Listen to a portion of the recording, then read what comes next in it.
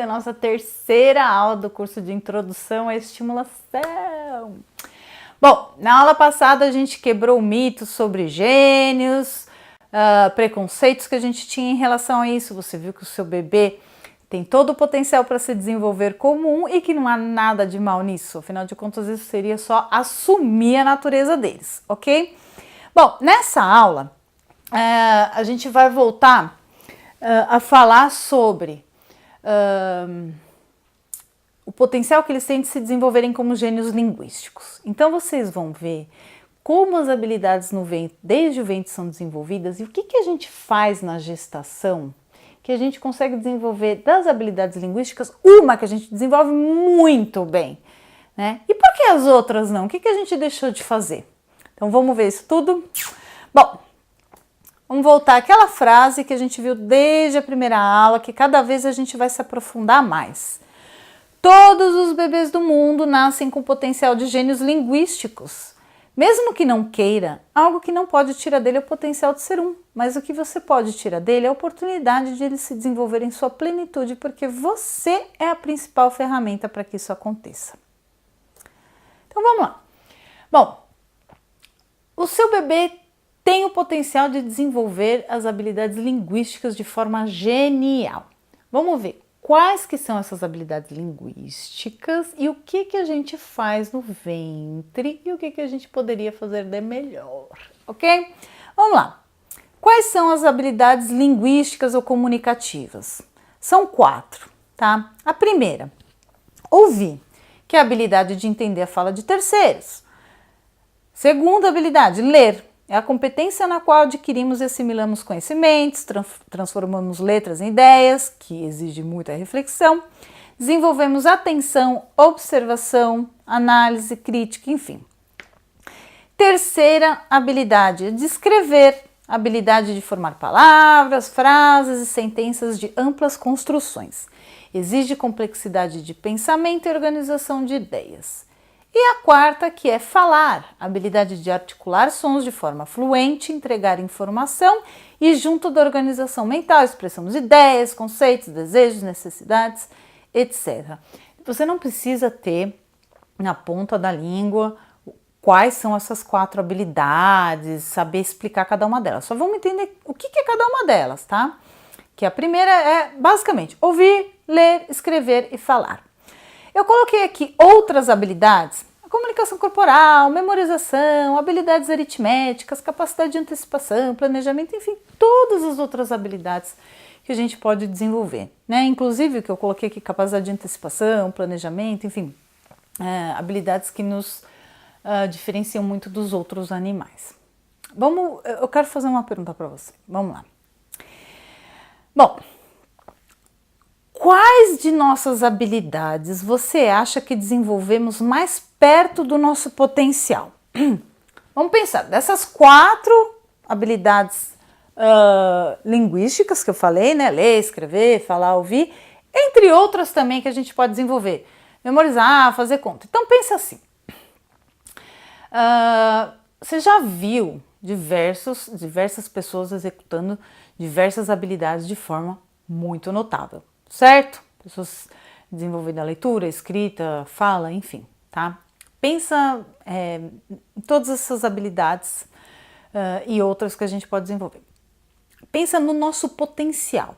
Se alguém é capaz de fazer isso, né, de forma muito notável, por que a gente não teria esse potencial? Sim, temos esse potencial, tá? Qual dessas habilidades você acha que a gente chega mais perto do nosso potencial, mais perto do que a gente poderia desenvolver, tá? Vamos voltar aqui nessas sugestões que eu coloquei. É ler? Você acha que é escrever? Falar? Ouvir? Fazer conta? Porque você pensa, né? Poxa, por que a gente não consegue fazer contas de cabeça tão rápido da mesma forma que a gente consegue falar, por exemplo, né? Que a nossa fala que a gente desenvolve de forma tão rápida e complexa. Memorizar? Qual dessas você acha que a gente desenvolve mais perto do nosso potencial?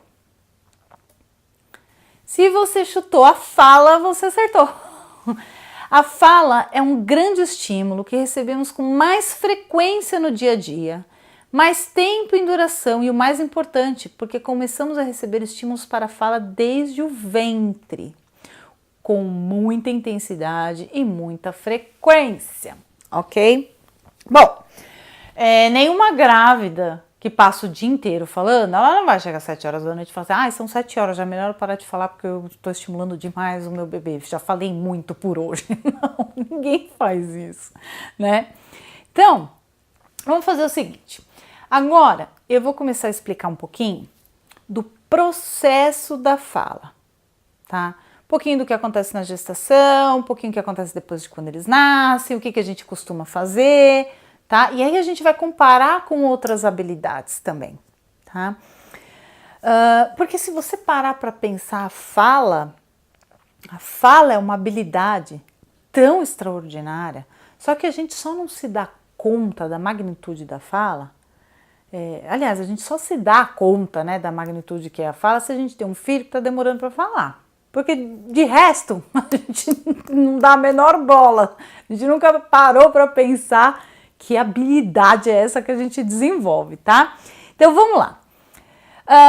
Vamos conhecer um pouquinho sobre a fala e algumas curiosidades gerais sobre a fala no ventre, tá? Então aqui eu coloquei alguns marcos do que acontece durante a gestação.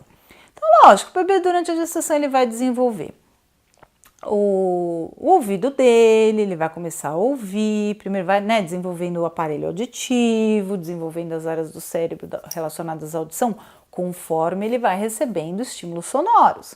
E o ventre não é dos lugares mais silenciosos que existe, tá? É barulheira o tempo inteiro, não stop, 24 horas por dia. É o barulho do intestino, é o batimento cardíaco, é a voz materna, enfim, tá? Então eles vão desenvolvendo aqui, ó, a acuidade sonora. Depois, acuidade sonora, então lá na barriga da mamãe. Então, quando eles começam, né, a desenvolver a capacidade para ouvir e começam a ouvir sons, eles vão começando a discernir sons, né? Então, a modo grosso é como se fosse assim. As primeiras vezes que eles ouvem o miado do gato e o latido do cachorro, é como se fosse um bum, bum, bum. E conforme a gente vai dando a repetição daquele mesmo estímulo, eles vão desenvolvendo essa acuidade sonora. Eles vão discernindo esses sons, aí uma hora eles ouvem a diferença, é miado de gato e latido de cachorro. Inicialmente ele começou como se fosse um mesmo ruído, né?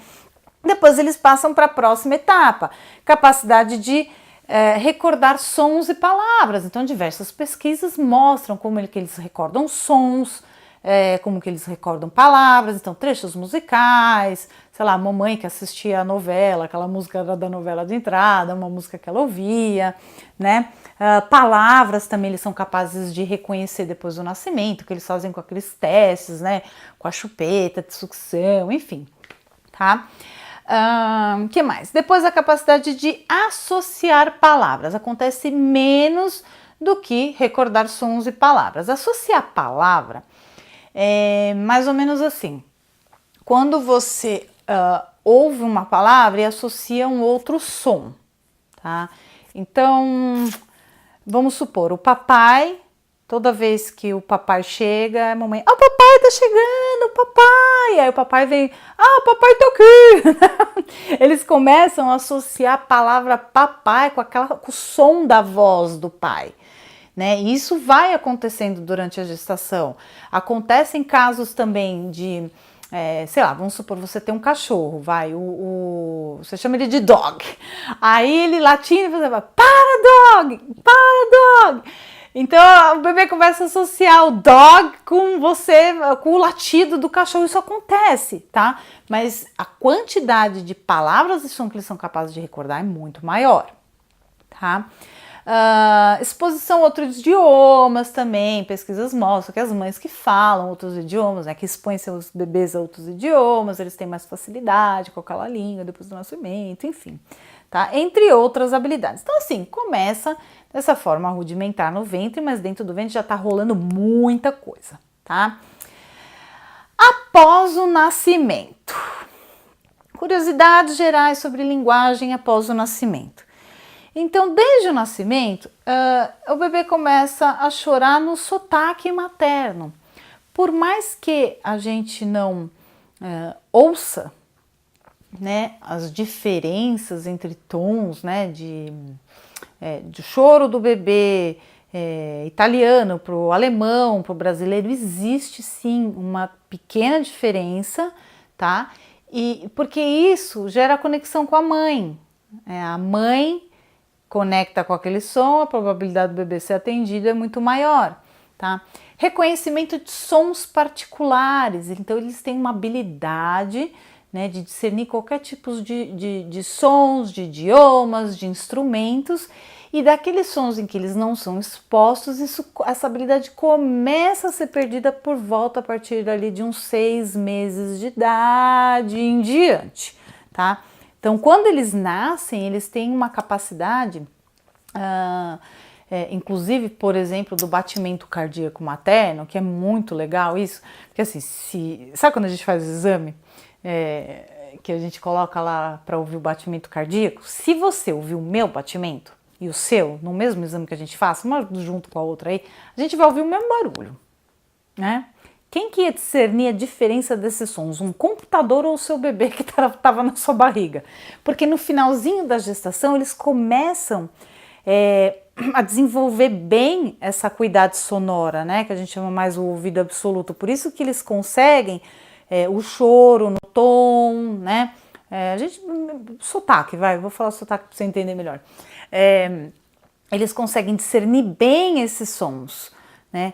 Quando a grávida está no final da gestação, que você aumenta o seu volume de sangue no corpo, por quê? Porque você tem um bebê ali, você tem a placenta, enfim, você aumenta o seu volume de sangue, você muda o som do seu batimento cardíaco, né? O débito cardíaco muda, o som do batimento muda. Mas quem que ouve isso, a diferença?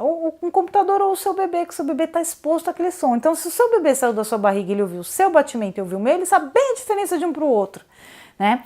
Então, tanto que às vezes a gente coloca, vamos colocar só de batimento cardíaco, vamos colocar isso aqui, isso tudo vira ruído branco para eles, a não ser que a gente use o nosso próprio som, que era aquele que eles estavam acostumados a ouvir no ventre. E isso é um negócio muito legal que eu faço com as grávidas, que eu ensino, como que elas fazem a gravação e como que elas vão usar esse som em diversos momentos durante o dia, ou da amamentação, ou na hora de dormir, e a gente modula o som, a frequência para cada um dos momentos, né? O bebê que ouve o barulho do batimento cardíaco materno, da mãe mesmo, não o outro do ursinho que veio com o brinquedinho junto, ele é capaz de aumentar a sua força de sucção, tempo de mamada. Então, nossa, eu tô até me estendendo no assunto aqui, mas ó, a curiosidade para vocês saberem como vai desenvolvendo a fala, porque tudo começa com a audição, né? Então vamos lá, aí reconhecimento de sons particulares, voltando no slide aqui, como que a gente age nos primeiros meses? Então vamos lá, o bebê nasceu, a gente começa a conversar com ele. Mamãe tá aqui, você acordou, vamos trocar fralda, né? Muita coisa que a gente vai fazendo durante a comunicação com o bebê, a gente nem imagina, né? Aquela, a gente chama do manhês, né? A língua materna, que a gente fala assim, daquele jeitinho, cuti-cuti. Não estou falando falar errado, né? Ao invés de falar mamadeira, falar adeira, ou chupeta, pepeta, sei lá, começar a mudar as palavras do nosso dicionário, não é isso? É lógico que uma palavrinha ou outra a gente adapta, né? Para necessidades básicas, partes íntimas, legal fazer isso, mas as outras palavras não é legal que a gente mude elas. Mas quando a gente se comunica com eles com aquela intuição nossa de meu bebezinho lindo, né? Usando amanhês que a gente muda a nossa expressão facial, o tom, e a gente ajuda eles a perceberem junção entre consoante e vogal, enfim, tá? A gente não tá estudando como estimular, eu tô querendo entrar no assunto, eu tô tentando explicar o desenvolvimento da fala. Então, assim, o bebê nasceu, ele não fala, mas a gente não para de conversar com eles. E aí, toda hora que vai trocar a fralda, vamos trocar a fralda, ele vê a fralda, o papai chegou, é o papai, vamos tomar banho. Então, eles começam a associar mais palavras, eles vão aprendendo mais palavras, né? Então, quando chega por volta de uns 6 meses de idade, o bebê ele tem um vocabulário receptivo, que é a quantidade de palavras que ele entende, muito grande. Ele fala alguma palavra? Não fala, às vezes dá uma escapadinha, uma coisinha ou outra, mas estão na fase dos balbucios e tal. A vocabulário receptivo, então, é a quantidade de palavras que eles são capazes de entender. O vocabulário reativo é a quantidade de palavras que eles são capazes de verbalizar. Então, o receptivo é muito mais alto do que o reativo. Às vezes, ali 6 meses de idade tá zero, né? Basicamente, o reativo, porque a gente está falando em sons que eles emitem, às vezes ainda nem palavras, né? Aí chega lá por volta de 1 ano de idade. O que acontece com 1 ano de idade? Vai mudar um monte de estrutura fisiológica neles, entendeu? O palato, a amígdala, o dente, enfim. Eles conseguem controlar a respiração, né? Nascer um dentinho outro já ajuda na dicção. É igual, pensa, sei lá, um idoso sem dentadura, né? Quando ele põe a dentadura, você já entende melhor tudo isso. Todas essas alterações fisiológicas, né, o fortalecimento da musculatura, tudo isso vai ajudar eles a verbalizarem, a começarem a falar. Só que ainda nessa fase eles entendem muito mais, o vocabulário receptivo deles é muito mais alto do que o reativo.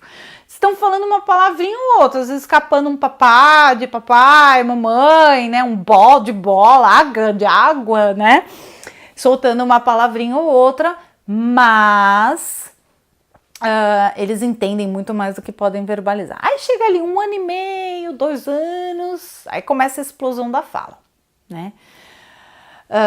Lógico que existem algumas diferenças entre crianças, né? Mas assim, chega ali por volta de 3 anos de idade, a gente diz nosso gênio nativo aos 3 anos. Estão falando e falando pelos cotovelos.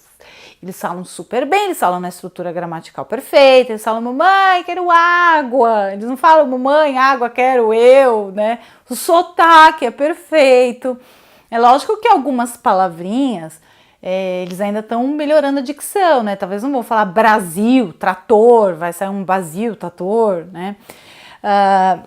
Mas aonde eu quero chegar com isso é o seguinte, vamos lá. A habilidade da fala, ela é extraordinária, mas não percebemos.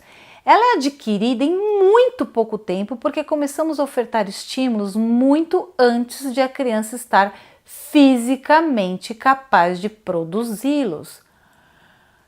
Vocês entenderam onde eu queria chegar? A gente não está estudando a fala para entender como estimula a fala nesse momento. O que eu estou querendo dizer, onde eu quis chegar, é que a fala, ela é uma habilidade absurda, extraordinária, que a gente não se dá conta da magnitude dela. Como eu disse, a não ser que o seu filho não fale. Se tem um filho da vizinha, da mesma idade, um pouco mais novo que está falando, aí você fala, meu filho não está falando, né? Aí você começa a se descabelar, né? E a fala é o estímulo que a gente recebe com maior frequência e intensidade desde a gestação, ok?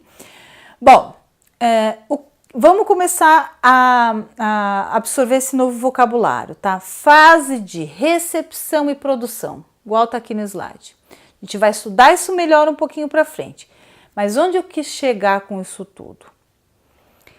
Que a criança não está fisicamente pronta para começar a falar por volta ali a partir de 1 ano de idade? Não tá? Só que a gente começou a falar com ela lá desde a ventre, começou a ofertar o estímulo desde o ventre. Então, quando a gente trabalha a estimulação desde a fase da recepção, a criança é capaz de receber aquele estímulo, o cérebro é capaz de receber esse estímulo, assimilar esse estímulo e depois produzir. É aí onde a gente trabalha a estimulação da forma mais plena possível, tá? Então, imagina se a gente fosse começar a estimular uma criança a partir do momento que ela está fisicamente pronta para falar. Então, fica todo mundo mudo durante a gravidez, primeiros 1 ano ali, ninguém fala nada, né?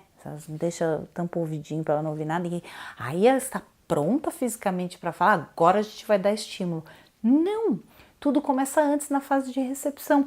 Mesma coisa para as habilidades motoras e outras que vocês vão ver. Antes de começar a fazer aquilo, é preciso ver, tá? Então, vamos começar a quebrar aquela coisa de algumas estímulos falando que a criança está pronta para fazer algo, tá? Não. Existem estímulos que a gente oferece para o cérebro da criança, independentemente dela ter a consciência de absorver ou assimilar aquilo. O cérebro ele precisa daqueles estímulos antes dela começar a produzir alguma coisa, ok? Ó, mamães, agora eu tenho uma coisa muito importante para falar para vocês. Que eu estava mencionando agora essa questão de ofertar estímulos antes que a criança seja fisicamente capaz de produzir algo, né, ou de fazer algo. Então, acho que isso daí pode rolar um baita mal entendimento. E eu vou explicar aqui para você o seguinte. A Little Genius, ela sempre enfatizou, isso a gente não vai mudar, entendeu? Que os pais saberem incentivarem a atividade livre para os seus filhos, para que eles tenham um excelente desenvolvimento, para que esse desenvolvimento seja completo, tá? A gente sempre apoia estímulos globais, diversificados, e em especial esses entre pais e filhos, que é o que a gente está estudando aqui, né?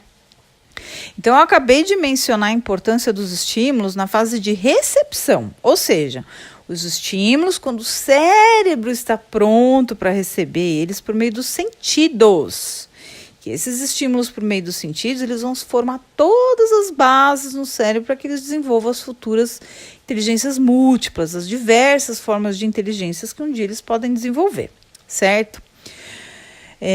Portanto, falar em ofertar estímulo antes de a criança estar fisicamente capaz de produzir algo, o que eu estou querendo dizer aqui, presta atenção, não tem nada a ver com pular etapa, acelerar ou qualquer coisa do tipo.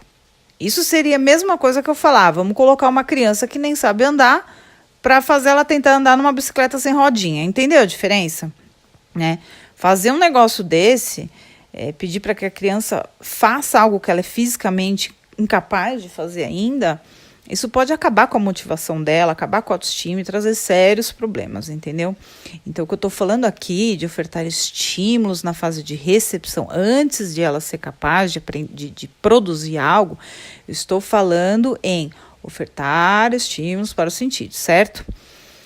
Então, esse tema da fase de produção e recepção, você vai aprender muito mais profundamente na próxima aula, onde você vai ver que mesmo enquanto eles ainda são muito pequenos e ainda não conseguem fazer muitas coisas, eles são capazes de entender muito mais do que você pode imaginar.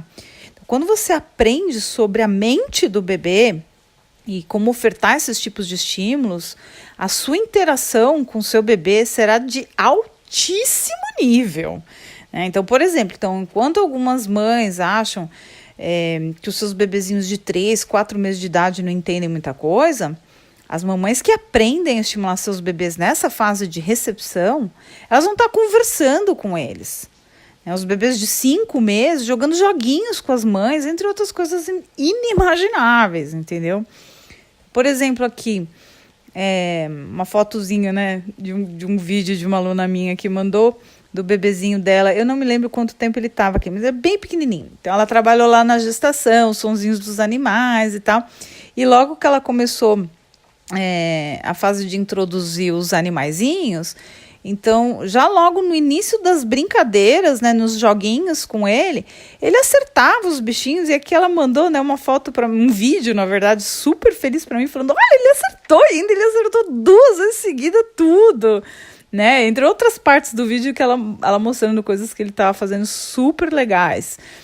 Aqui um outro bebê também, filho de uma aluna minha, o Davi. Ele estava, se não me engano, quando ela mandou esse vídeo, ele estava para completar 4 meses. Ele estava com 3 meses e 3 semanas, mais ou menos, 3 semanas e pouquinho.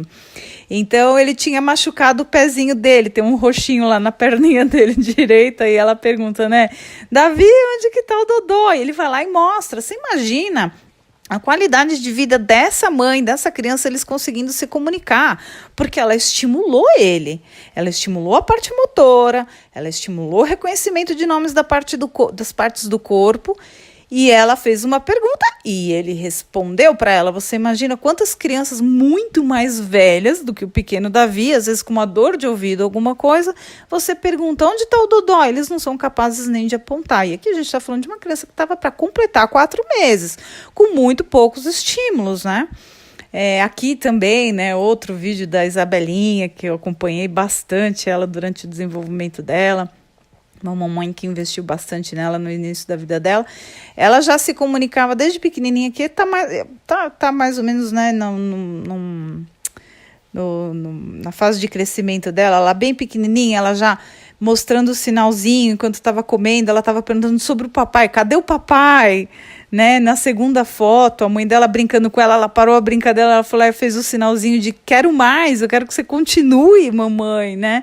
E na terceira foto, ela estava comendo cereal, ela já um pouquinho mais velha, se não me engano, com 9 meses, né? Nas outras fotos ela era mais nova, ela estava comendo cereal, mas ela foi lá e pediu banana para a mãe, ela fez o sinal de banana, né? Então, poxa, você imagina que legal ter esse tipo de interação com o seu filho. Então, na próxima aula, vocês vão ver mais sobre essa questão, né, da fase de recepção e produção, mas o que eu queria deixar bem claro é que quando a gente fala em ofertar estímulos para a fase de recepção, enquanto a criança ainda não é capaz de produzir algo, não tem nada a ver com pedir para ela fazer algo que ela não é fisicamente capaz, mas ofertar estímulos para a capacidade cognitiva, de coisas que ela é capaz de entender, e às vezes por meio de gestos simples, até sentar e jogar um jogo com você, mas que a gente não imagina, né? Porque, poxa, a gente subestima tantos pequenos, né? O que acontece com uma criança criada em um lar bilíngue? Tudo está muito mais relacionado à idade, ou seja, as fases críticas, em que uma habilidade foi estimulada de forma inicial, do que qualquer outra coisa. Se você pensar, se você conhece uma criança que foi criada em um lar bilíngue, a mãe fala um idioma, o pai fala outro idioma, ela aprende 1, 2, às vezes 3 idiomas com a mesma naturalidade, mesmo esforço que ela usou para aprender um, tá? É diferente, a gente sabe, nossa, pesquisas que estimam, né, quantos idiomas o ser humano pode aprender, enfim, aquela coisa toda, a gente sabe 30 a mais, né? Uma criança poderia desenvolver assim, sem esforço algum, com a mesma, como eu disse, mesmo esforço e naturalidade que ela teria para desenvolver um, desde que ela esteja exposta a estímulos que a tornem bilíngue, não é só colocar TV tecla SAP, né? Nossa, a tecla SAP é severa, gente, por favor.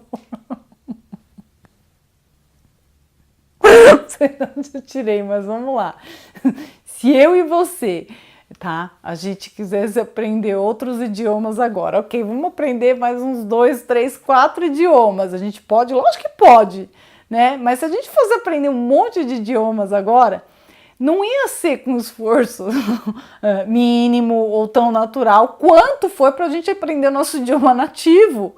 Ai, não sai essa tecla SAP da minha cabeça, mas tudo bem, tá me desconcentrando aqui. Mas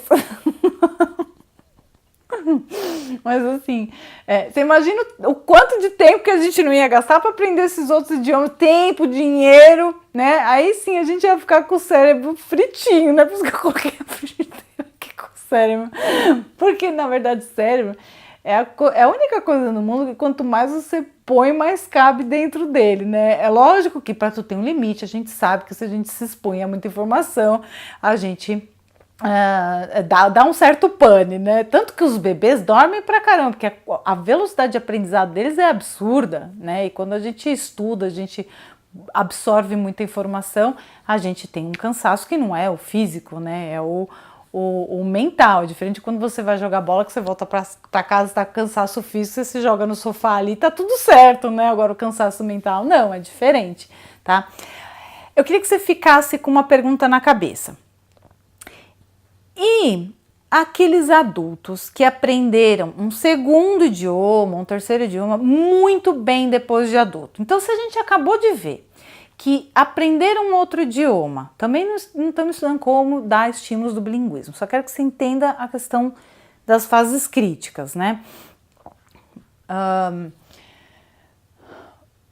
Um adulto que ele aprende outros idiomas na vida adulta. Não aprendeu nenhum quando era pequeno, tá? Vamos lá, aprendeu só o idioma materno dele, e aí ele cresceu e foi fazer aula de outros idiomas e fala super bem. Poxa, você não está falando que quanto mais cedo, melhor a gente desenvolve melhor essas habilidades, com menos esforço, com mais maestria, tá?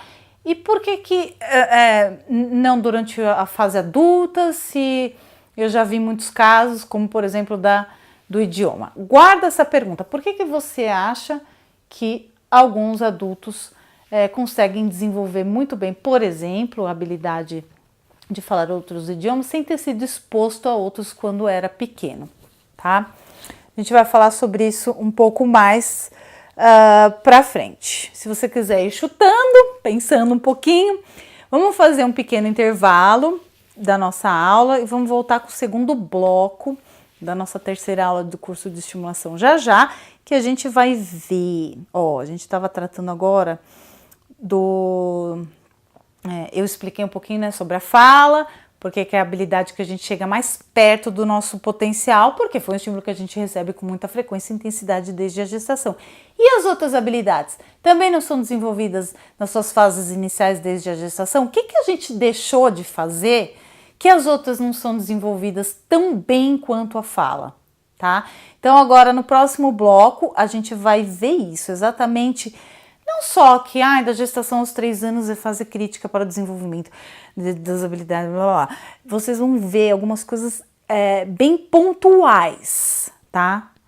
Sobre visão, audição, linguagem, enfim, as bases de todas as habilidades que a gente pode desenvolver, todas as formas de inteligências que a gente pode desenvolver, a base delas está nos estímulos iniciais na fase de recepção, tá? Por meio dos sentidos. Então, eu vou deixar bem claro e vocês vão adorar isso, tá bom? Te vejo no próximo bloco. Tchau, beijo.